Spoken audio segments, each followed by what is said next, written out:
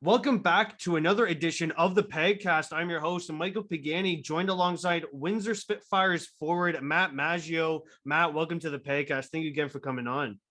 Yeah, thanks for having me. How have things been going for you recently? You guys just finished a 3-3. How is that going? It's been good. Ever since the deadline, the games have been a lot tougher, and it's definitely been a bit harder to put up some points. Playing against the other teams, shut down lines and stuff like that. I think they're kind of keying in on us a little bit more, but I think this weekend was a big test for us. Playing two of the top teams in our conference and getting 5 out of 6 points. We had depth scoring from everyone, and to get those points, especially against rivals like the Sioux in London, was huge for us. And speaking on that depth, points point there that you mentioned, that's just great success there. That's what playoff teams want, because sometimes when your top line is shut down, you need to rely on these guys to step up. Yeah, for sure. I think that's something that we have a lot of confidence in now, and especially some guys that we brought in over the deadline. We actually have a line called the deadline. Three guys that we got at the trade deadline: Maya, Christopoulos, and Curry. And they've all been huge for us. And to have that third line that's going out and producing and generating and shutting down the other team's top line is huge, and allows the top two lines to kind of do what they can do to put up the goals. Well, let's actually talk about your most recent game, which is actually against London. You guys won 6-4. You scored the game winner en route to being named the second star of the game. How good does it feel to be recognized for your on-ice contributions?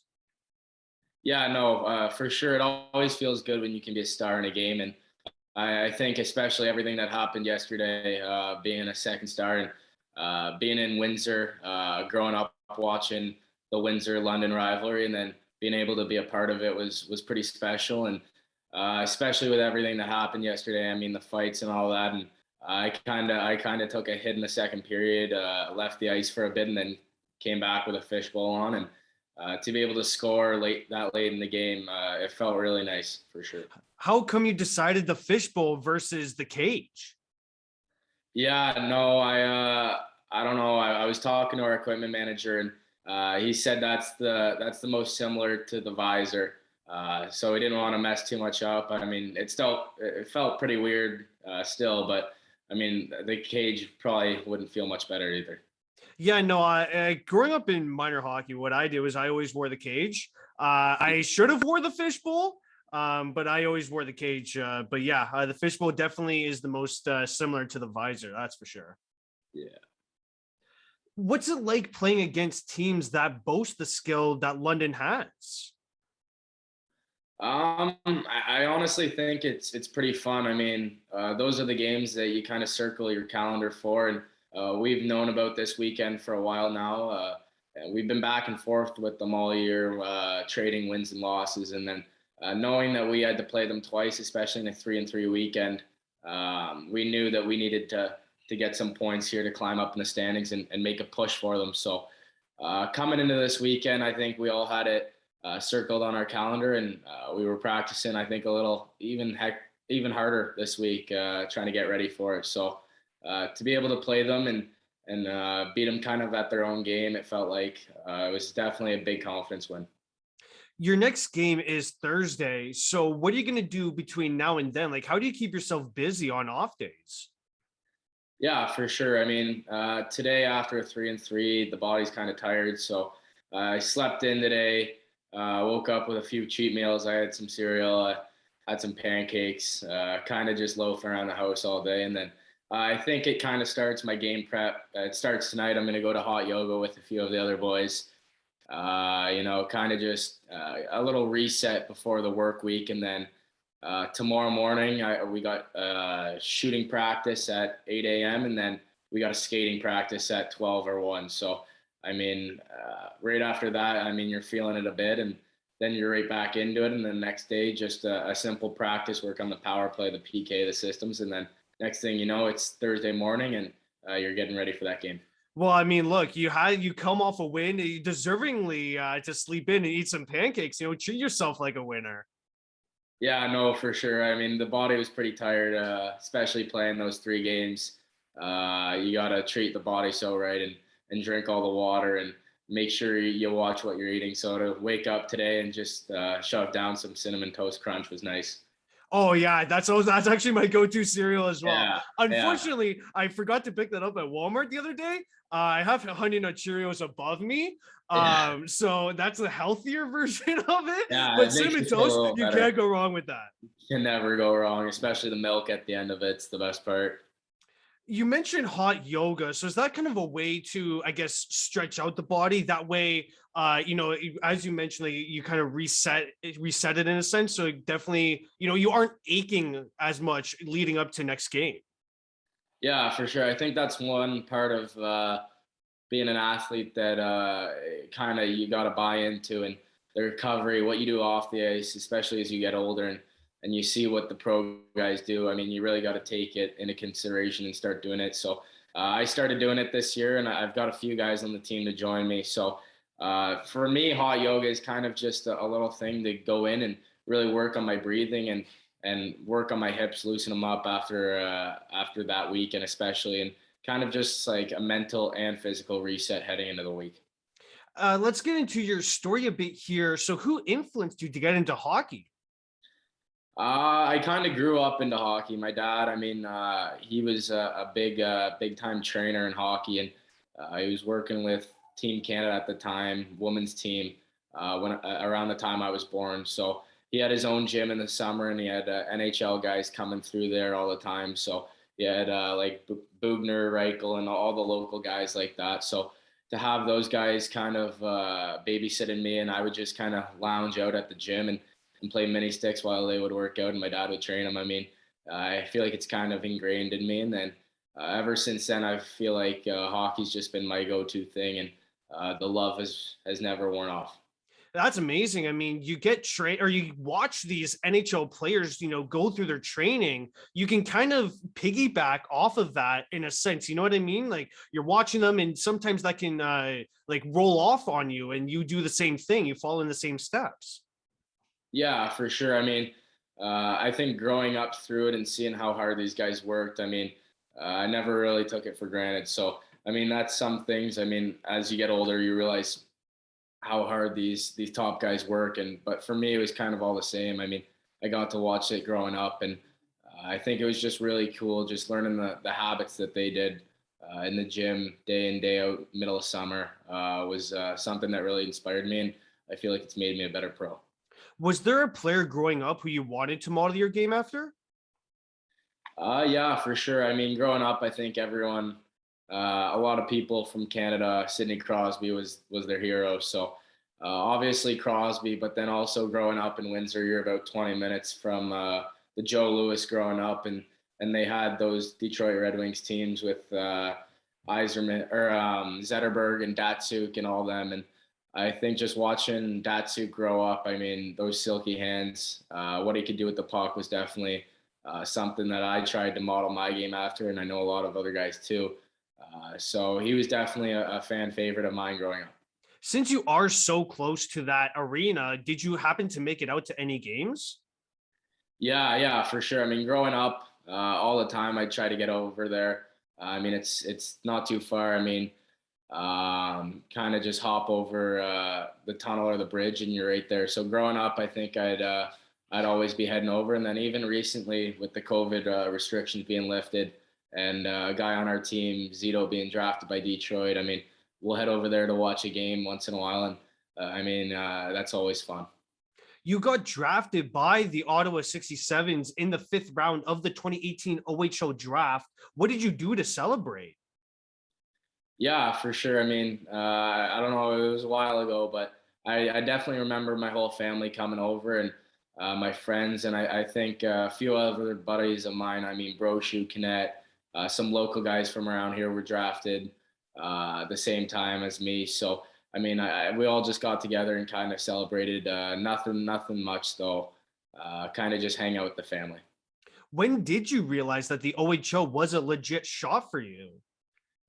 Yeah, I mean, that was something that going into that camp in Ottawa, I didn't really have expectations of making that team. I knew going into the year that they were going to be a contender for the Memorial Cup that year. And being a 16-year-old, there wasn't a great chance. But once I got to that camp and I started playing against them, I kind of saw myself playing in this league and being able to compete against the older guys. And so it wasn't really until camp that I really thought I had a chance to play in the league. But I guess that's it. Well, speaking on that point of just how good that Ottawa 67s team was, it had Jack Quinn, Marco Rossi, Kevin Ball, and in net, there was Michael DiPietro and Will Cranley. Did it help with your development that you're playing on such a loaded roster? Yeah, for sure. I mean, definitely helped with the development, having to practice against those guys. And but I think the main thing for me was kind of just learning off those guys and how they treated the game. And a lot of them already drafted or signed NHL contracts. I know we had quite a few on that team. So just seeing the way that they carried themselves, I was still a kid at the time. So the way that they were really mature and treated it like a business was really cool to me. And I feel like that's something that now I get to relay to the younger kids on my team, kind of try to be that big role model because I know I looked up to them growing up. What's your story of your first OHL goal that you scored with the Ottawa 67s? Yeah, it was my second game actually, so she didn't take too long. I just remember it was a 2-on-1. Kind of put my head down, went to the net, and Sam Bidden outweighted the defenseman, hit me, and I roofed it. And I don't really know what I did for my celly. I think I left my mouth guard in. I was kind of just more in shock that I did score that quick. So I don't know. It was definitely an awkward celly, but it was definitely a moment I'll never forget. Well, hey, I mean, you put it where the mama hides the cookies, right? Top cheese. That's what it's all about. For sure, yeah. Especially to get that first one out of the way was definitely a relief. Yeah, exactly. Because I feel like with a lot of OHL players, when they talk about their first career goal, it comes like 20, 30 games in. And it kind of, it's in the back of your mind that you need to get it off of your shoulder. And luckily for you, it just only took 2 games. Yeah, for sure. Some of the other guys on that team, I know it took them a bit longer, but I don't know. It also had its alter effect on me, thinking that maybe this isn't too hard, and then kind of realizing that just how hard and how good the league is in my first year, being that much smaller and I wasn't as fast as I am now, so having to keep up with the speed was definitely tough. And maybe scoring my second game gave me an ego that I kind of had to shoot down a bit there. Were your parents in the stands for your first OHL goal? No, they weren't. They actually came down the week later, so they didn't get to see it in person, but they came down the week later. I mean, Windsor to Ottawa is 8 hours, so Yeah. there weren't that many trips made, but every time I got to see them, it was pretty cool. You played in the CCHL with the Canada Lasers. What are you able to say about the pace of play between the OHL versus the CCHL? Yeah, for sure. I mean, there's obviously a bit of an adjustment period there, and I think the main thing for me was kind of just going from a fourth line guy, not really getting many minutes in the OHL, to having to go down there and start producing right away and having an effect on the game and being confident with the puck. I think that was the biggest thing, was kind of just developing my role there and switching over, not being the guy that chips it in every time, but maybe head in and try to make a play or something. Are you able to speak about your playoff experience that you had with Canada? I believe it was only 5 games or so, but could you speak to that experience? Yeah, no, for sure. I mean, that was really cool, even though it was short lived. It was definitely awesome. And at that time, we had 203s called up, Stuart Roloffs and Connor Walker, both good OHL players. So I was on a line with them, and it was the kid line out there, and just being able to play junior A against the older guys and play playoffs and just get a taste of what it was like was really cool. It must have helped with your maturity then, right? Yeah, no, for sure. Just kind of going out there and trying to be a leader on that tiny team, even though I was younger, but just trying to lead with my play and put up points and stuff like that definitely helped me and gave me a quick glimpse of what it could be like in a few years in the OHL, just being able to put up numbers. Now, something really cool that I found out when I was researching you, getting questions down, is you actually represented Team Canada Red at the U17s. How does playing with guys like Seth Jarvis and William Dufour kind of help you elevate your play there? Yeah, no, I think that was an experience that I didn't really think I was a lock going in. I was a fifth rounder coming into the OHL, and then being able to make that team was definitely something that I'll never forget. And just being able to wear that jersey and compete against the teams we did. I remember we lost in a shootout against Sweden in the bronze medal game, and looking back on it now, I was mad at missing in the shootout, but I think that goalie got drafted like second round of the NHL. They had Raymond, they had Holtz, Oh, they it was had they that had all team. those guys. So looking back on it now, I mean, we couldn't stop the line of Eklund, Raymond, and Holtz. But I mean, Yeah. it's pretty cool that I got to play against them and kind of just seeing guys my age and what the skill level is there and how I stack up against them. And I think that was really the coolest thing. Right. Yeah. No, I mean, until you just reminded me, I completely forgot that's the team you went up against there. And I guess I guess we can all agree on that.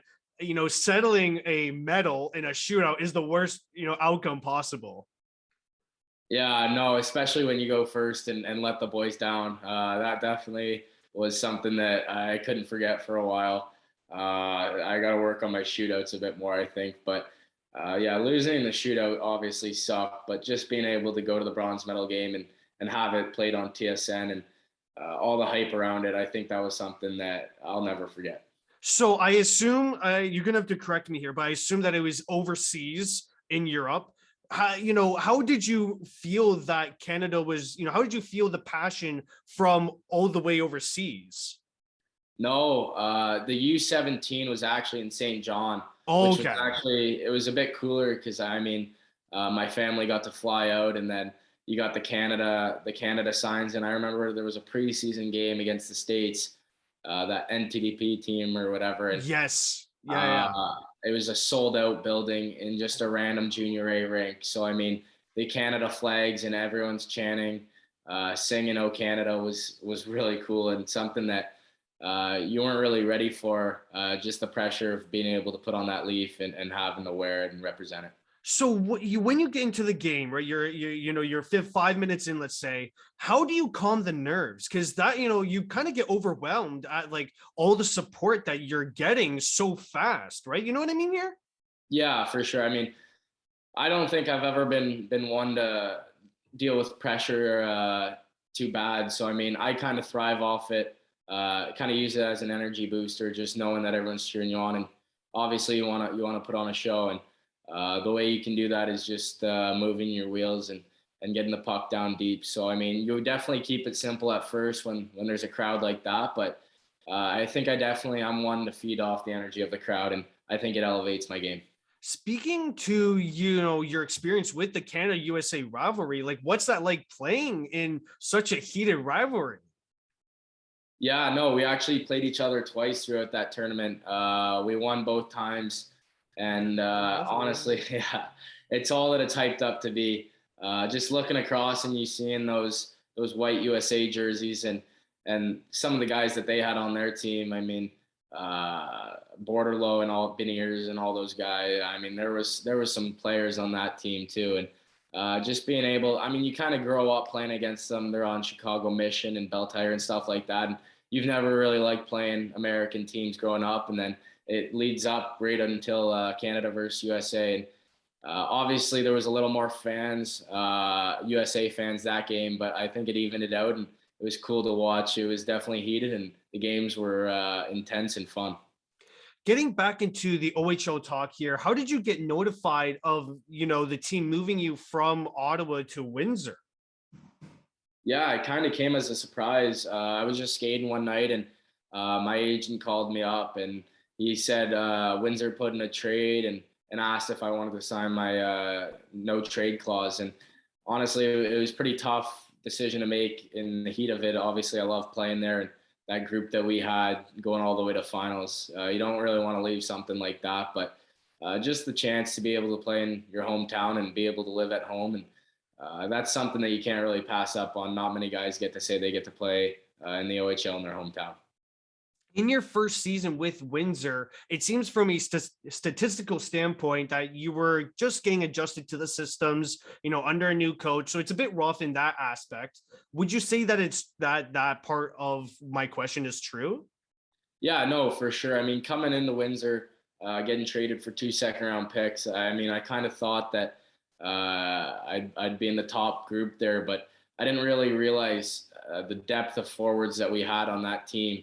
I mean, we had always on our fourth line and stuff like that. So if it was definitely tougher, and I was a bit older, but there were still guys. I mean, Cooley and Foodie were both on the third line. They'd have games on the fourth line.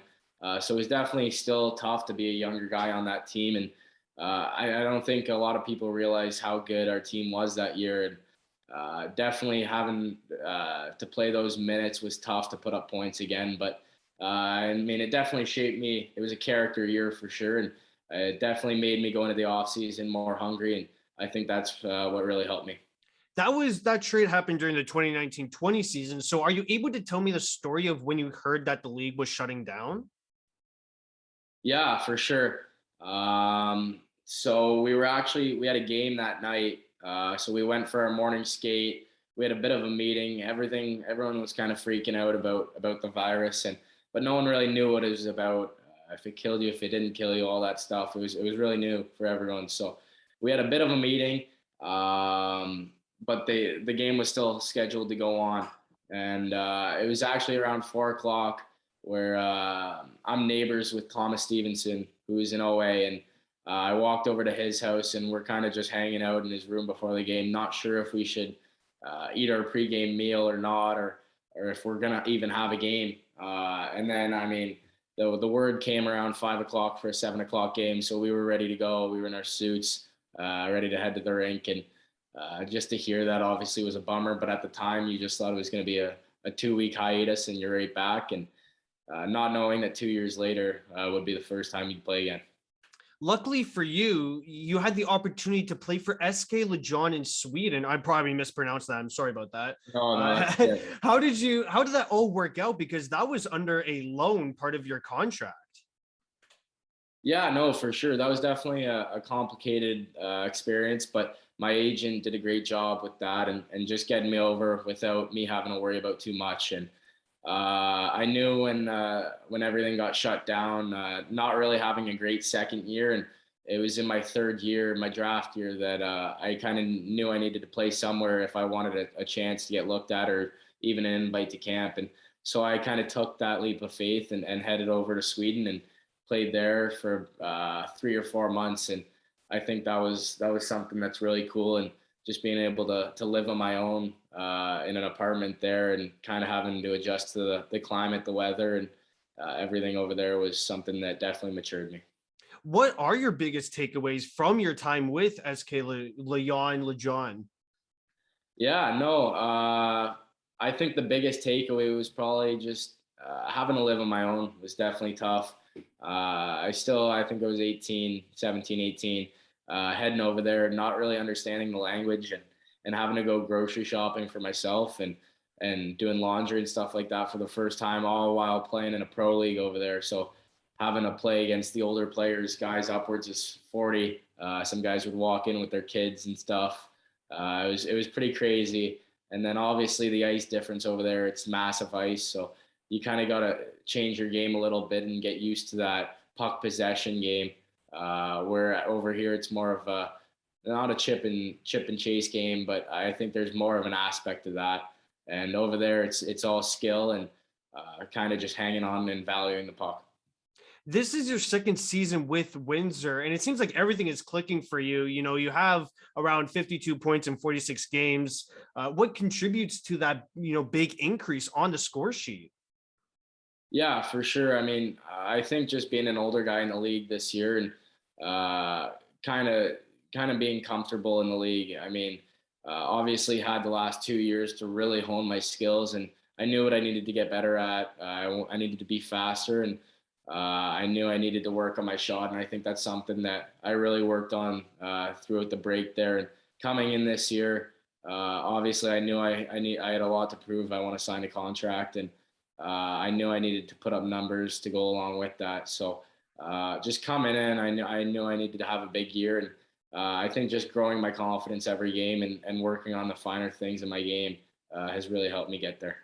Being from the Windsor area, when you found out that Ottawa was going to trade you back home, that must have made it easier for your family and friends to come watch you play. Yeah, no, for sure. I mean, both my parents were thrilled they get to have me back.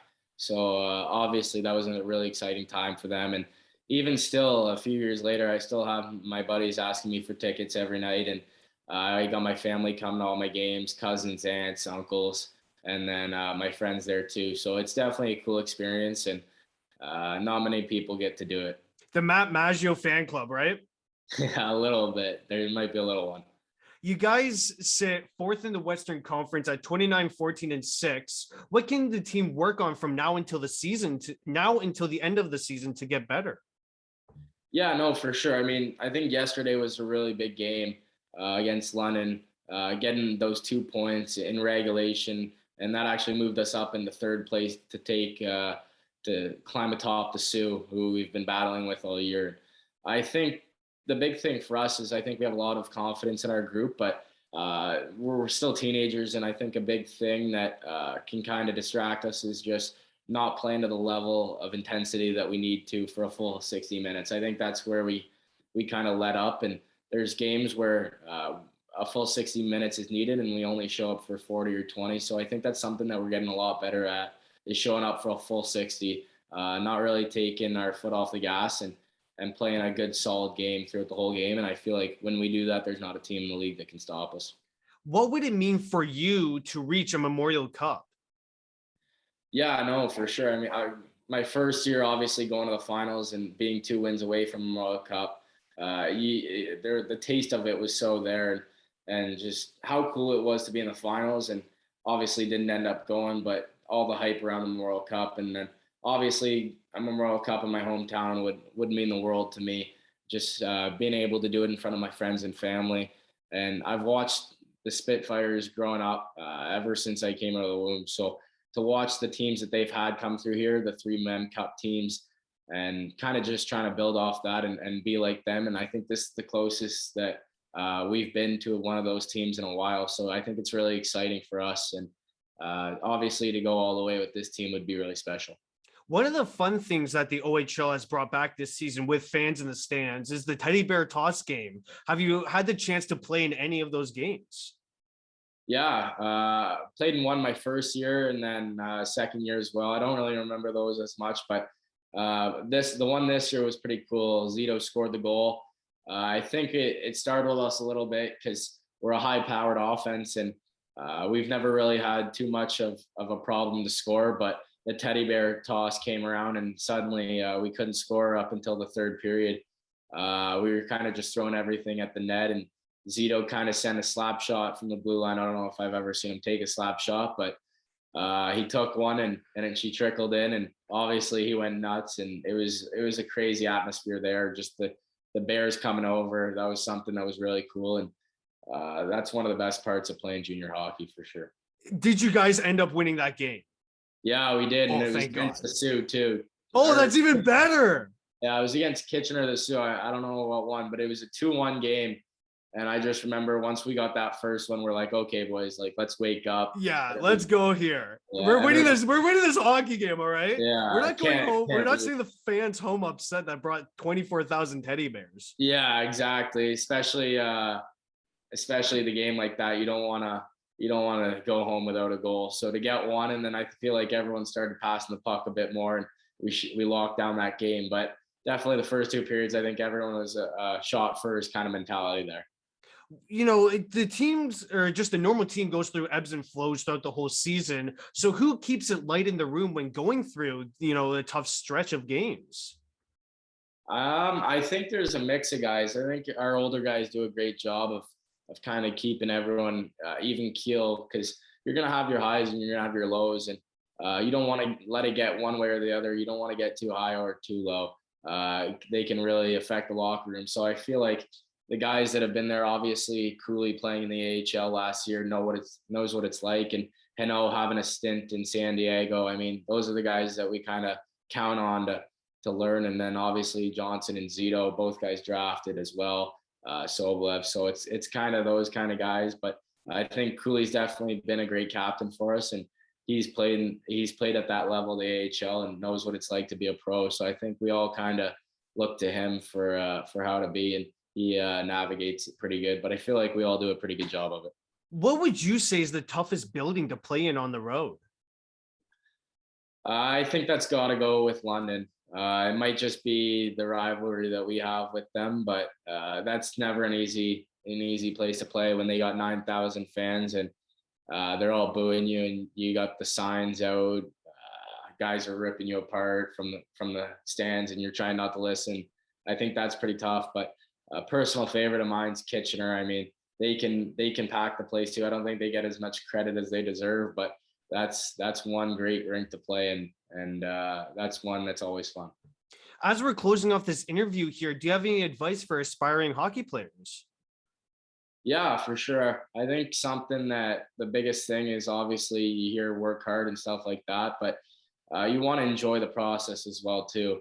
Everyone's working hard, but you got to find ways to make it fun in the process. And it's a long career. It's a long road to get to where we all want to go, which is the NHL. So just being really strict and not enjoying it isn't going to help. And I think it's the process that's actually better than the destination. So if you really focus on the process, getting better every day, doing a little something to get better every day, and enjoying that while it's there, because once you're there, you're gonna wish you enjoyed the process a little bit more. But I think just stay positive, enjoy it for sure.